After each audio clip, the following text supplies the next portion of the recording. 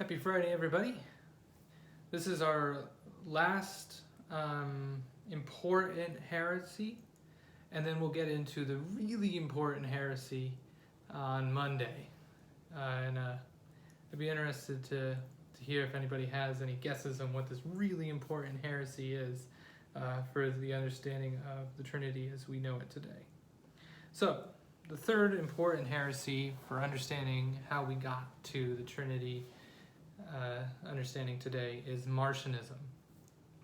So Martian followers, they were small, and they didn't really have too big of a following like Gnostics. Gnostics were a huge problem for the church at the time.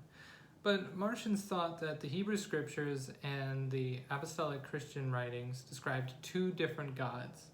So the God of the Hebrew, we talk about it today, how the God of the Hebrew scriptures was an angry God, a vengeful God, a God that destroyed other people to help liberate the people that God chose to liberate. Think of the Pharaohs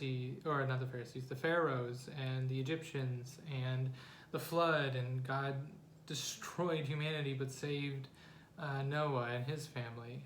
So they didn't think that God was the same God that Jesus was, because Jesus was about love and salvation and mercy. So they just could not see that these were the same God. It really goes against the monotheistic understanding of Judaism. So they completely just forgot about that. But it really caused some issues for the understanding of the Trinity. Because maybe these Trinitarian gods weren't one God, but three separate gods, that Jesus was maybe fighting with these other gods to earn our love. And then these Martionites said that the Hebrew scriptures are not authoritative or even valuable for Christians.